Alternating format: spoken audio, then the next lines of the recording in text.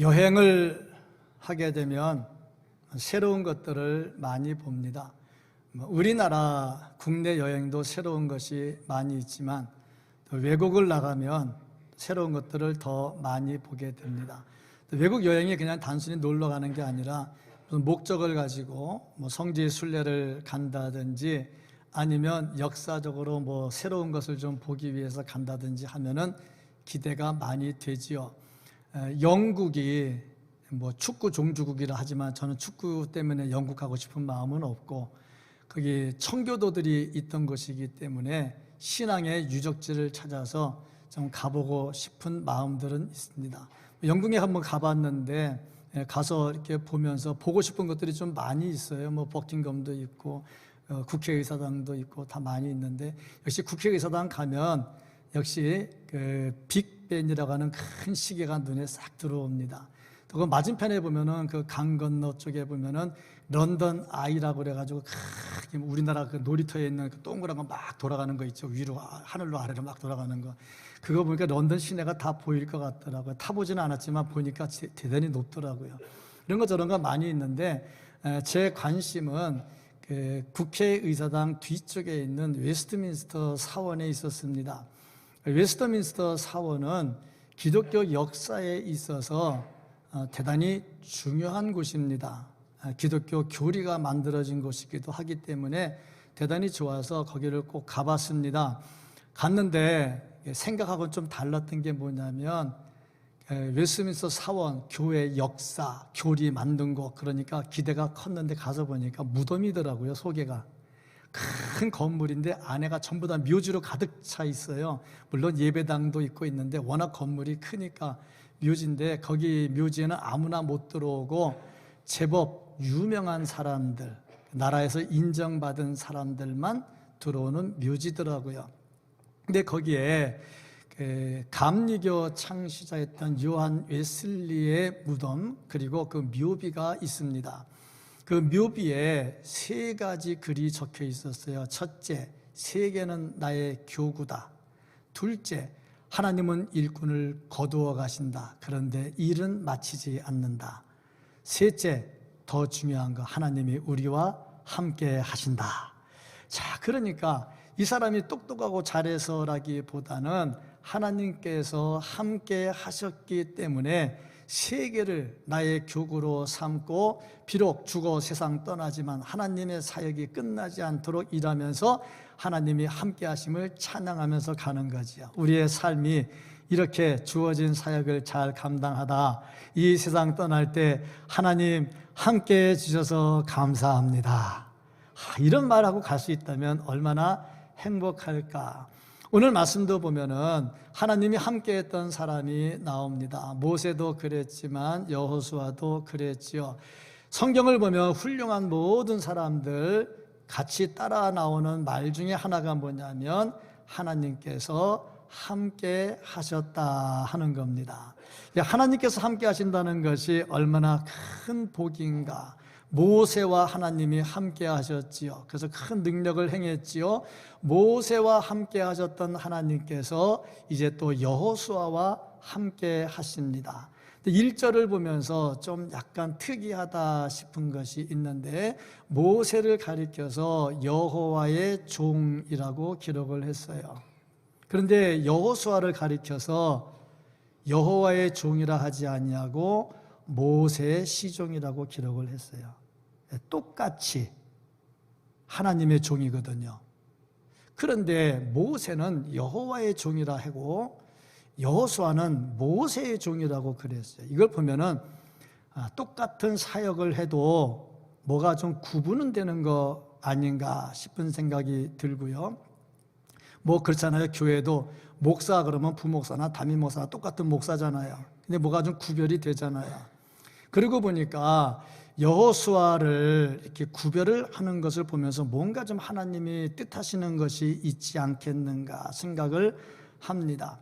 또 보니까 여호수아를 이렇게 모세의 종이라 그렇게 얘기를 하는 것을 보니까 아마 모세를 좀 더 높여주는 것이 아닌가 생각도 하고, 여호수아의 입장에서는 그 모세에 대한 충성심과 또 신실함을 더 보이는 것이라 할 수가 있습니다.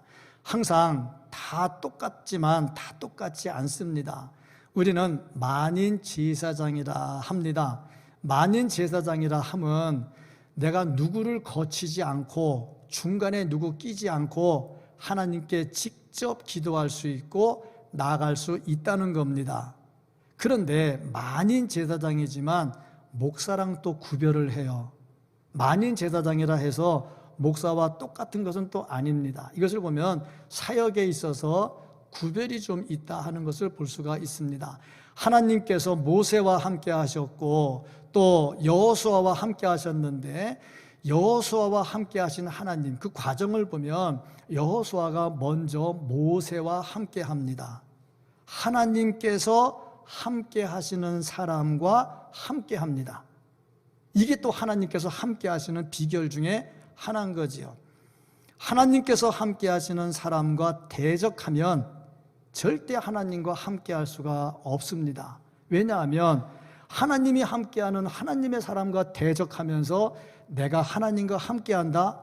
그럴 수가 없지요. 하나님이 뭐 이쪽 저쪽 그렇게 편가르는 분은 아니잖아요.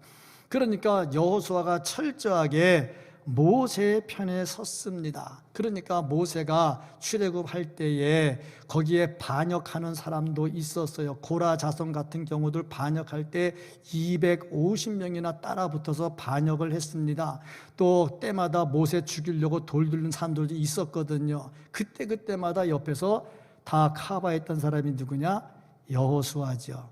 그러니까 하나님이 함께하는 사람을 보호할 줄 알고 하나님이 함께하는 하나님의 사람과 동행하는 사람이 복을 받습니다. 그래서 여호수아가 결국에 복을 받아 모세의 후계자가 됐지요. 그런데 여호수아가 시작한 일이 뭐냐? 모세의 시종 드는 일부터 시작을 합니다. 작은 일부터 하지요. 사람들은 흔히 큰 일을 해야 순종하고 작은 일 하면 시시껄렁해서 안 하려고 하는 경향이 있어요.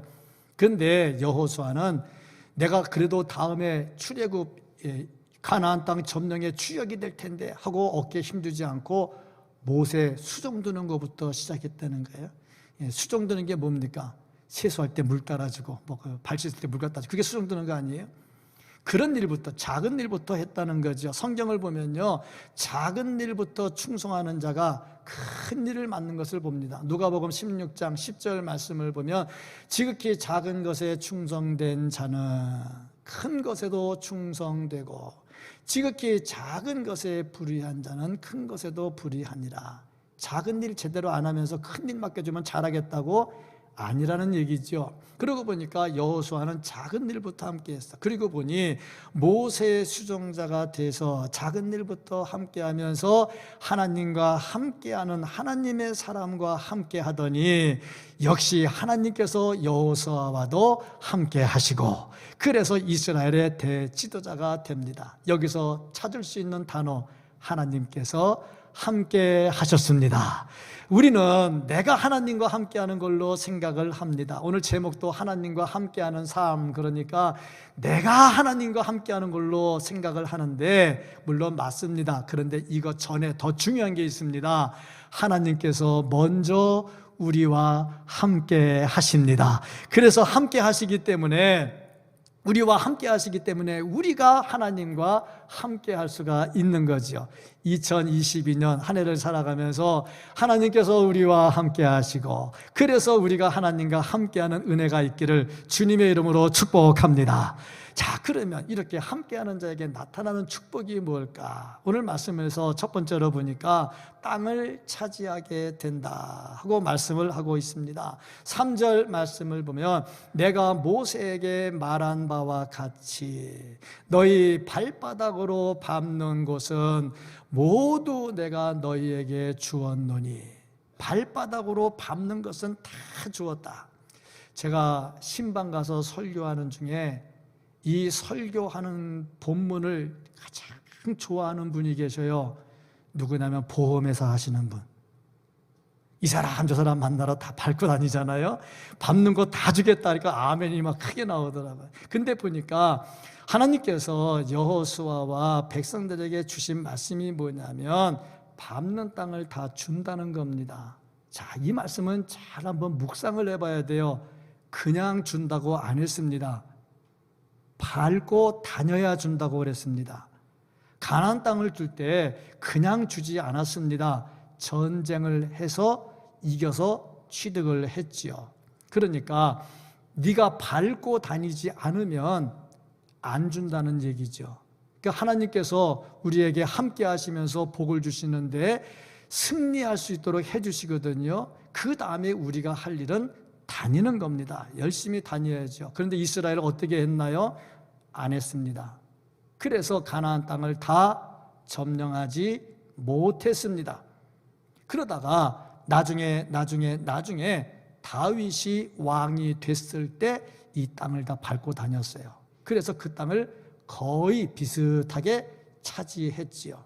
이것을 보니까 하나님께서 함께 하시는 사람, 하나님께서 분부하신 일을 해야지 땅을 차지하게 되더라 하는 것을 알 수가 있습니다. 우리가 차지해야 될 땅이 두 가지가 있습니다. 첫째, 이 땅의 땅, 이 세상의 땅입니다. 그래야 월세 살든 전세 살든 집을 사든 아파트를 사든 뭐 하든 할 거 아닙니까? 이것은 우리가 열심히 하는 만큼 우리에게 돌아올 수가 있습니다. 하나님께서 주신다고 해서 아무것도 안 하고 맨날 잠만 자고 있으면 하나님께서 그거 안 주시잖아요. 우리가 다니면서 열심히 일해서 차지해야지요. 또 하나의 땅이 있습니다. 영원한 천국입니다. 이 영원한 천국은 은혜로 주어지는데 어떤 사람에게 주어지느냐? 마태복음 5장 3절 말씀을 보면은 심령이 가난한 자는 복이 있나니 천국이 그들의 것이며 마음이 가난해야 돼. 가난하다는 말은 겸손하다는 말입니다. 은혜는 누가 받느냐? 겸손한 사람이 받습니다. 교만하면 절대 말씀에 은혜가 안 됩니다. 하나님은 교만한 자를 꺾으신다 그랬거든요. 하나님이 꺾는 자에게 어떻게 은혜를 주시겠습니까? 그러니까 말씀이 선포될 때에 겸손한 자는 은혜를 받습니다. 이런 사람들이 어디까지 가느냐? 천국까지 간다는 겁니다. 역으로 말하면 그렇지 않으면 천국 못 간다는 얘기죠. 5장 5절 말씀을 보면은 온유한 자는 복이 있나니 그들이 땅을 기업으로 받을 것이며 온유입니다. 온유라고 하는 것은 부드러운 거잖아요. 그런데 누가 뭐래도 이래도 흥 저래도 흥 그것은 온유가 아닙니다. 악을 대항해서는 아니라고 말할 수 있어야 되고 심지어 목숨까지도 내놓을 수 있어야 되죠. 그런데 그렇다고 해서 화를 자제하지 못하고 자꾸 화를 다스리지 못하는 것은 온유가 안 됩니다. 정의를 위한 거하고 자기 의에 따른 화내는 것은 다릅니다. 온유한 자가 천국에 갈 수 있다. 그러니까 우리가 천국에 가려면 겸손해야 되고 온유해야 되더라 하는 겁니다. 그러니까 우리가 이 땅에서 땅을 차지하려면 이 세상 땅을 차지하려면 부지런히 일해서 돈을 벌어야 되고 천국에 가려면 온유하고 겸손해야 됩니다. 이거 우리가 해야 되죠. 그래야 영원한 땅을 차지할 수 있다는 겁니다. 우리가 이렇게 하나님의 땅을 차지해야 되는데 어떻게 해야 되느냐? 하나님의 일을 하고 다녀야 됩니다. 발로 밟고 다니라고 그랬잖아요. 그러니까 열심히 복음을 전하고 복음을 따라 살아야 되겠지요. 교회도 부흥하려고 하면 가만히 앉아서 기도만 하는 것은 또 아니죠. 물론 그건 기본적으로 해야 될 일이고 당연히 해야 될 일이고 마땅히 해야 될 일이고 그 다음에 밟고 다녀야 됩니다. 2022년 동안 우리가 밟아야 될 때가 너무나 많아요. 제가 어저께도 쭉 돌아다니면서 보니까 이 새들매 2000세대 되지요. 이스트 약 2000세대 되지요. SK 약 2000세대 되지요. 저기 신흥 어진마을 거기 2000 넘지요. 8000세대가 넘더라고 세상에. 이거 다 밟고 다녀야 돼요. 밟고 다녀야 됩니다. 2022년 동안 열심히 밟고 다녀서 영의 영역을 넓힐 수 있기를 주의 이름으로 축복합니다. 오해하지 마세요. 밟고 다니라고 그랬다고 그 사람 다 밟으라는 얘기가 아니고 복음을 들고 땅을 밟고 다니라는 얘기입니다. 좋은 열매가 있기를 정말 땅을 차지할 수 있기를 주의 이름으로 축복합니다. 두 번째, 하나님께서 함께하는 사람, 우리가 하나님과 함께하면 어떻게 되느냐? 당할 자가 없다 그랬습니다. 하나님이 함께 하시면요 누구도 우리를 건드리지 못합니다. 하나님께서 모세와 함께 하셨지요. 그러니까 그 당시에 막강한 권력을 가지고 있었던 바로 바로가 모세를 못 건드립니다. 10가지 재앙 앞에 꼼짝없이 무너지잖아요. 출애굽에서 나왔어요. 이 광야를 지나가는데 아모리 족속이 공격을 해오지를 못합니다. 하나님이 함께하는데 누가 건들겠습니까? 출애굽기 33장 11절 말씀을 보면 사람이 자기의 친구와 이야기함 같이 여호와께서는 모세와 대면하여 말씀하시며 모세는 진으로 돌아오나 눈의 아들 젊은 수종자 여호수아는 회막을 떠나지 아니하니라. 여기 보니까 하나님께서 모세와 함께 하시는데 친구와 대화하는 것처럼 대화한다 그랬어요. 우리 알잖아요. 성경 보면 하나님 보면 다 죽었잖아요. 그런데 하나님과 친구처럼 얘기했다는 얘기예요. 이런 사람을 누가 건드리겠냐고. 하나님이 함께하는데 누가 건드리겠냐고. 여호수아가 가나안 땅을 점령을 합니다. 하나님이 함께 하셨습니다. 누가 건드리겠습니까? 사도 바울은 로마서 8장 31절에 이렇게 말씀을 기록을 했습니다. 그런즉 이 일에 대하여 우리가 무슨 말 하리요? 만일 하나님이 우리를 위하시면 누가 우리를 대적하리요? 하나님이 함께 하시면요, 세상이 아무리 공격해도 무너지지 않습니다. 하나님께서 함께 하시니까요, 당할 자가 없더라 하는 겁니다. 그러니까 우리가 다른 사람의 공격을 받지 않으려면 하나님과 함께 해야 합니다. 세상이 아무리 뭐라고 해도 하나님과 함께 해야 됩니다. 그리고 또 하나님이 함께하는 사람 건드리면 안 됩니다.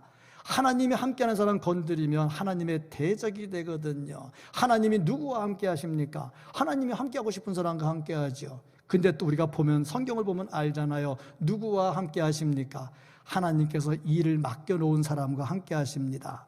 그래서 그 일을 맡겨놓고 그 일을 잘할 수 있도록 하나님이 함께 하시거든요. 근데 그거를 대적하는 것은 하나님을 대적하는 게 되지요. 이것은 곧 무너지는 길이다 하는 겁니다. 왜 하나님이 세우신 사람과 함께 하느냐? 하나님의 일이 돼야 되니까. 하나님의 일이 돼야 되는데 함께 하지 않으면 어떻게 일이 되겠습니까? 그러니까 함께하면 대적을 다 무너뜨린다 했으니 하나님과 함께하는 사람 건드리면 다 무너지게 되겠지요. 그러니까 사울 왕이 다윗을 대적하잖아요. 그게 다 무너지잖아요. 물론 다윗은 사울을 대적하지 않았어요. 왜냐? 못된 거는 알아요. 못된 건 아는데 세운 분이 하나님이잖아.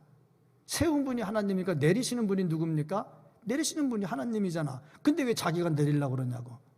그러니까 다윗은 철저하게 하나님 중심으로 가고 하나님과 함께 했지요. 그러니까 하나님과 함께하지 않는 사울은 무너졌고 하나님이 함께 하시는 다윗은 살게 됐다는 얘기입니다. 하나님이 함께 하시면요, 대적이 우리를 못 건드려요. 세상이 우리를 못 건드려요. 2022년 하나님과 함께하면서 승리할 수 있기를 주의 이름으로 축복합니다.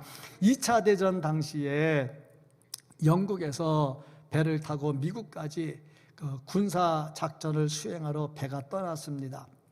그때 영국 본부에서 말하기를 아무리 위험해도 노선 이탈하지 말고 끝까지 미국까지 직행해라. 다른 데 피하지 말라 말을 했습니다. 예, 그리고 출발했는데 아니나 다를까 가는데 이제 적군의 낌새가 보이는 거야. 쳐들어올 것 같은 거야. 이제 위험했어요. 그래서 본국에 무전을 쳤습니다. 지금 위태롭습니다. 뭐가 좀 낌새가 안 좋습니다. 그랬더니 본국에서 하는 말, 그냥 가, 계속 가 그러는 거예요. 아니 지금 당장에 우리는 위기인데 뭐 본국에서 뭐 자기가 아니라고 그러는가, 왜 그러십니까? 그랬더니 니네 배 밑에 지금 잠수함이 따라가고 있어. 자기는 모르지만 잠수함이 밑에서 다 배를 호위하고 가고 있는 거예요. 그렇습니다. 우리가 주님과 함께하면 코로나 속에서도 주님께서 잠수함보다 더 강력한 것을 호위해 주실 것이고, 중소상인들 얼마나 힘들어요. 이 중에도 하나님께서 보호해 주실 것이고, 정말 하나님께서 함께 하시면 세상의 그 어떤 세력도 당할 수 없을 것입니다. 이런 은혜가 있기를 주의 이름으로 축복합니다. 세 번째로 보면요, 형통하는 삶을 살게 된다 하고 말씀을 하고 있습니다. 7절 말씀을 보면요, 오직 강하고 극히 담대하여 나의 종 모세가 내게 명령한 그 율법을 다 지켜 행하고 우로나 좌로나 치우치지 마라. 그리하면 어디로 가든지 형통하리니. 하나님께서 함께하면요 어디를 가든지 형통합니다. 저 어디를 가든지 저 단어가 조금 좀 힘들어요. 왜? 좋은 곳에만 가는 걸 말하지 않아요. 다윗도 그랬잖아요. 사망의 음침한 골짜기도 갔잖아요. 이게 어디로 가든지 하는 단어가 조금 우리 힘들게 만드는데 중요한 건 그래도 형통하게 해주신다 하는 겁니다. 때에 따라 우리가 힘든 길 갈 때 있습니다. 좁은 길 가고요, 어려운 길 갈 때 있습니다. 그래도 하나님이 함께 하시면 반드시 승리하게 될 줄로 믿습니다. 형통하게 된다 하는 거지요. 그렇습니다. 우리가 정말 주님이 함께 하실 때에 두려움이 없지요. 그래서 다윗은 18편 2절, 시편 18편 2절에 뭐라고 고백을 했느냐 하면은 여호와께서 나의 반석이시고 요새시고 기둥이시고 딱 그런 고백을 다 합니다. 이걸 보면요, 하나님께서 함께 하시면 철저하게 보호해 주시고 보호해 주시기 때문에 형통한 삶을 살 수가 있습니다. 좀 막히면 답답하잖아요. 형통 그러면 시원하잖아요. 명절 때가 되면 또 이제 모름지기 설날 다가오고 있는데 명절 때 되면 고속도로 얼마나 막힙니까? 평상시에 1시간, 2시간 가는 걸 8시간 가고 막 그러잖아요. 전에도 한번 그런 적이 있었어요. 그 연휴 때 당회원 부부 수련회를 갔는데 경기도 광주에서 강원도 횡성 가는데 보통 때 1시간 반이면 충분히 가거든요. 그런데 6시간 걸렸어요. 막히니까 답답하더라고요. 그렇습니다. 막히면 얼마나 답답합니까? 이렇게 막히다 보면요, 나중에 뭐 하냐면요, 조금 빨리 가려고 국도로 빠지거든요. 국도로 빠지면 거기 막히면 더 답이 없어요. 참 답답하거든요. 그때 쫙 뚫리면 얼마나 시원하겠는가. 2022년도에 코로나 때문에 막혔던 것들이 다 뚫리는 역사가 있기를 축복합니다. 자, 어떻게 하면 이런 일들이 일어날까? 첫째, 마음을 강하게 하고 담대하게 해야 된다.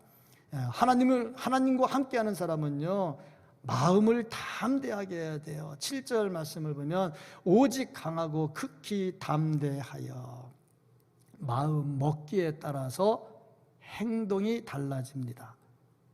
내가 저 사람 사랑해야지. 그러면 좀 마음에 안 들어도 행동이 바뀝니다.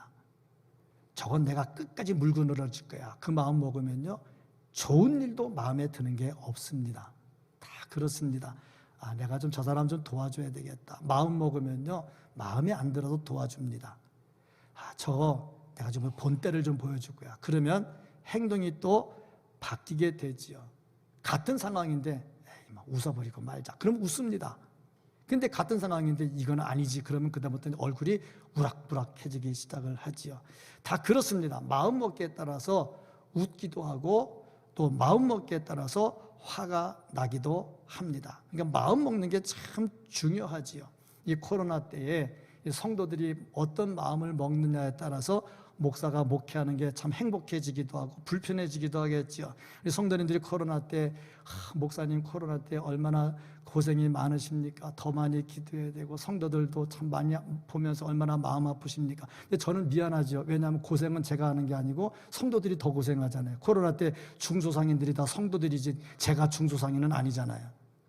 그렇잖아요. 어저께도 세종에 예배들이 있어서 가서 봤는데요, 세종은 진짜 문 닫은 게 많이 보이더라고요.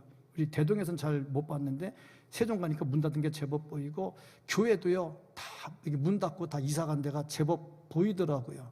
그걸 보면서 참 힘들겠다 하는데, 이렇게 힘든 세상을 사는 성도들이 목사님 힘들지요, 참 힘내세요, 기도할게요. 그러면 저는 또 힘이 나잖아요. 또 어떤 사람은 또 붕어빵 사가지고 목사님 이거 붕어빵 한번 잡숴. 붕어빵 1,000원에 하나인가? 10,000원에 3개인가? 뭐 그거 있잖아요. 그 별거 아닌데도 불구하고 사랑이 있잖아요. 이렇게 사랑할 마음을 가지면 목사님이 수고하는 것처럼 보이겠지요. 아멘. 잘 안 나온다, 그렇지? 예, 붕어빵 별로 안 비싸거든요. 나 그렇게 많이 먹지도 않아요. 하여튼 마음 먹기에 따라서 행동이 달라집니다. 네, 그렇습니다. 마음 먹기에 따라서 찬양대 하는데 힘들잖아요. 마스크 쓰고 1시간 동안 소리 지르려면 쉽지 않고, 여기서 나는 그래도 제 마음 같으면 찬양할 때만큼은 예배 시간만큼은 벗고 하십시오 하고 싶은 마음이 꿀떡 같은데 혹이라도 또 누구 또 이의 제기할까 봐 못하고 있긴 합니다만 힘들잖아요.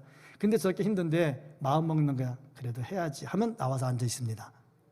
아멘 하잖아, 그렇죠? 근데 아유, 코로나 때문에 괜히 경건하지 못하고 하다가 또 덕스럽지 못하면 어떻게 하지 말자. 마음 그렇게 먹으면 안 나옵니다. 다 그런 거 아니에요? 교회라고 하는데 여러분 다 예배 나왔잖아요. 아, 나 3번 다 맞아서 괜찮아. 그러고 나온 것보다도 그래도 예배는 드려야지. 그래서 나오는 거 아닙니까? 마음 먹기에 따라서 행동이 달라지는 겁니다. 그러니까 우리가 정말 마음을 잘 먹어야 돼요. 제가 본의 아니게 그 국민 가수를 자꾸 보다가 보니까 또 봤는데, 어저께도 또 봤는데, 그 보면서 제가 깨달은 게 하나가 있어요. 1등한 친구가 나이가 좀 많더라고요. 1등한 친구가 나와서 얘기하는 거 들으면서 제가 마음에 좀 감동이 된 게 있어요. 그게 뭐냐면 이 사람이 운동권에 좀 노래를 많이 불렀나 봐요. 그래서 악플이 막 올라오는 거야. 이 사람 글에 댓글이 막 올라오는데 악한 말들이 막 올라오는 거야. 그런 글을 보면요, 아무리 착한 사람도 속 뒤집어지거든요. 속상하거든요. 그래서 굉장히 속상했나 봐요. 근데 이제 어떻게 그거 다 극복했습니까? 하고 질문을 하니까 답변이 뭐냐면, 악플 다는 사람도 있는데 격려하고 위로하는 글이 훨씬 더 많았다는 거예요. 훨씬 더 많아서 그거 보니까 힘이 생겼다는 거야. 자, 예수 안 믿는 사람입니다. 그냥 컴퓨터에 몇 글자 올려서 막 별 욕을 다 하는 사람이 있어요. 뭐 목사라고 없겠어요? 목사한테도 있지요. 다 있습니다. 있습니다. 없지 않습니다. 그런데 몇 사람이잖아. 대부분 성도들이 아멘 하잖아. 아멘 안 해요 지금? 대부분 성도들이 은혜 받고 아멘 하잖아. 이거 가지고 속상할 일이 없죠. 더 중요한 거, 우리에게는 예수 그리스도가 계시잖아. 그렇게 이 세상이 아무리 힘들어도요, 예수 그리스도가 계시잖아요. 예수 그리스도가 계시는데 뭐가 두렵습니까? 그러니까 정말 강하고 담대하게 살기를 축복합니다. 두 번째는요, 율법을 잘 지켜요. 말씀대로 살면 형통하고요, 말씀을 벗어나면 하나님의 진노가 임합니다. 신명기 28장 1절부터 2절 말씀을 보면, 내가 내 하나님 여호와의 말씀을 삼가 듣고 내가 오늘 내게 명령하는 그의 모든 명령을 지켜 행하면 내 하나님 여호와께서 너를 세계 모든 민족 위에 뛰어나게 하실 것이라. 내가 내 하나님 여호와의 말씀을 청종하면 이 모든 복이 내게 임하며 내게 이르리니. 순종하면 축복입니다. 그 다음에 그 이후에 15절 이하에 보면, 내가 만일 내 하나님 여호와의 말씀을 순종하지 아니하여 내가 오늘 내게 명령하는 그 모든 명령과 규례를 지켜 행하지 아니하면 이 모든 저주가, 보세요, 말씀 지켜 행하지 않으면 저주가 임한다 그랬어요. 내게 이를 것이니 내가 성읍에서도 저주를 받을 것이며 들에서도 저주를 받을 것이요. 들어가도 저주를 받고 나가도 저주를 받고 모든 게 다 저주받는다고 그 이하에 쭉 다 기록이 되어 있어요. 그러고 보니 축복과 저주의 갈림길이 어디냐? 하나님의 말씀에 순종에 있더라 하는 거죠.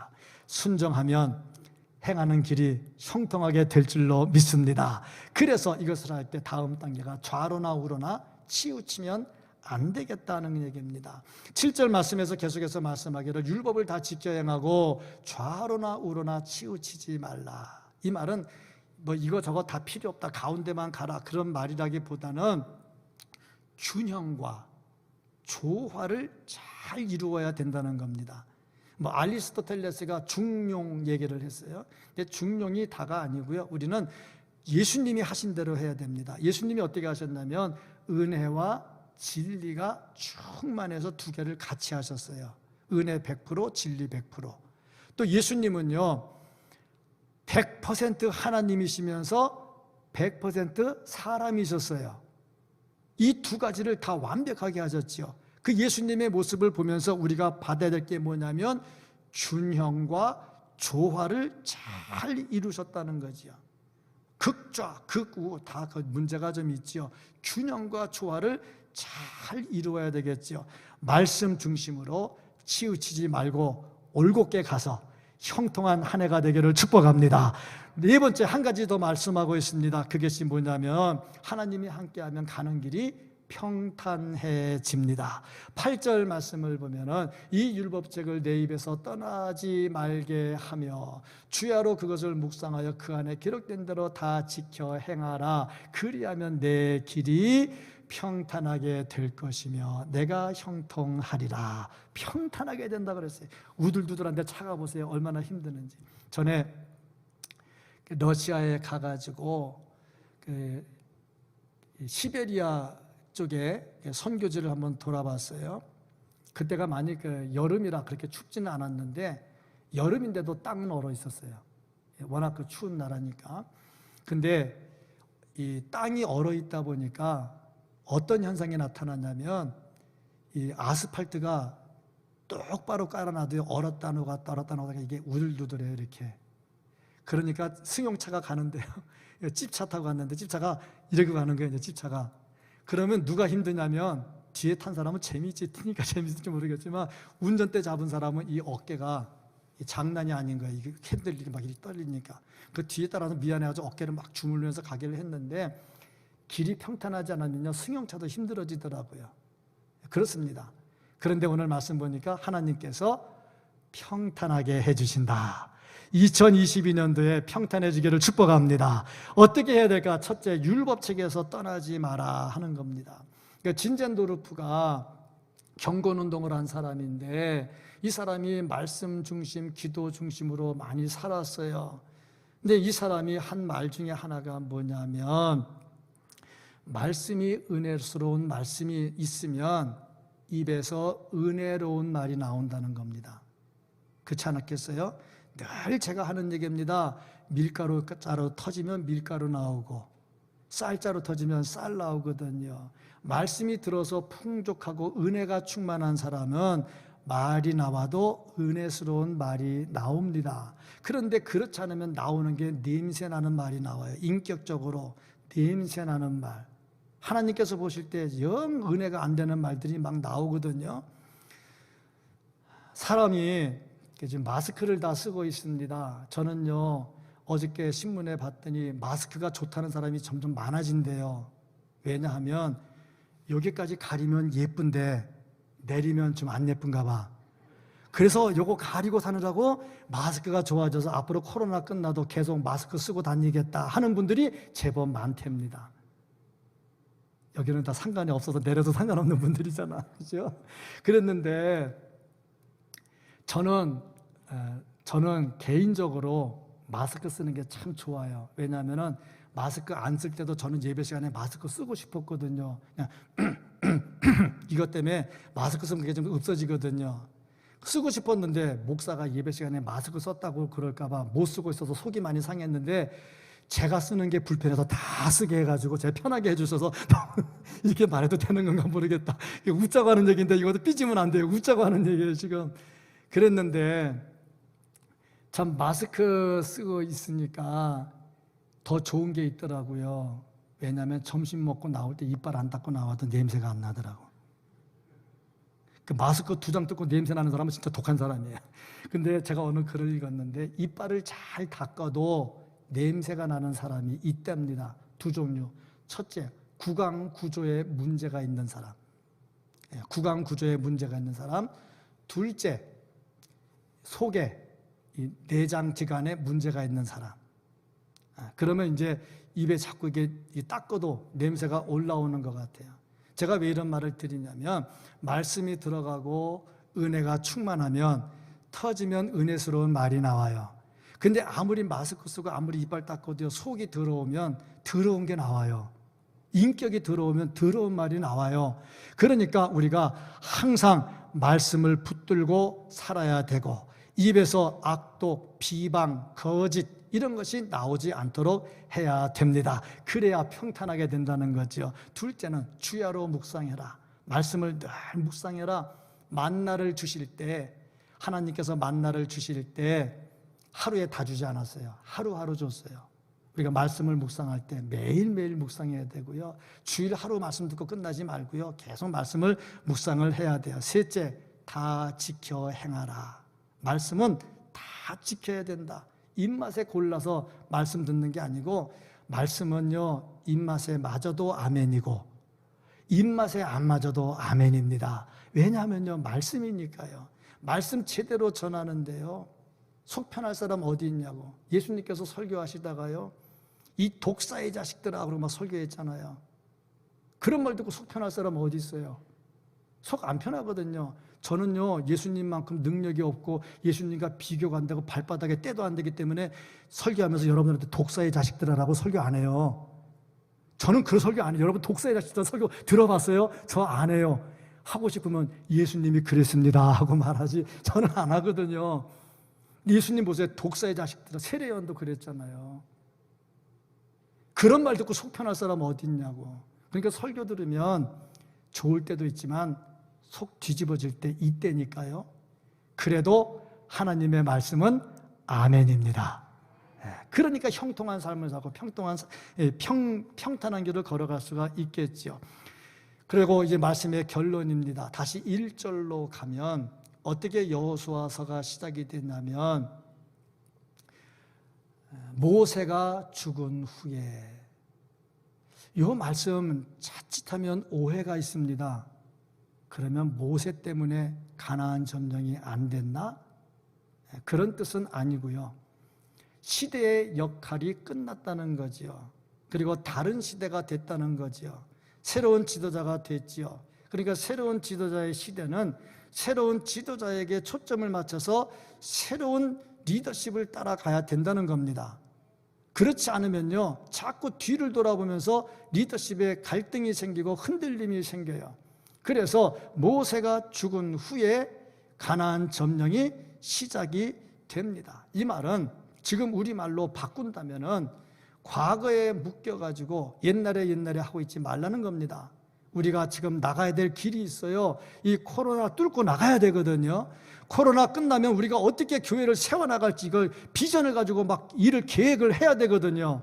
그래서 앞을 향해서 나가야 되는 겁니다. 옛적 일을 잊어버리고 앞을 향해서 나가야 되고, 이 과정에서 하나님께서 우리와 함께 하시면 우리는 할 수 있습니다. 이 사명을 가지고요, 뜨겁게 나가야 되거든요. 2022년을 살아가면서 앞을 바라보면서 코로나 이후 포스트 코로나 시대를 바라보면서 정말 주님과 함께 동행하고 하나님과 함께 동행하되, 나도 하나님과 함께 동행하고 너도 하나님과 함께 동행하고, 그래서 우리가 함께 동행하고 하나님과 동행하면서 아름다운 동행을 하면서 모든 환경을 다 이겨나갈 수 있고, 땅을 차지하고요, 또 대적이 다 사라지는 역사가 나타나고요, 형통하게 되고요, 평탄하게 되기를 주님의 이름으로 축복합니다. 아멘. 기도하겠습니다.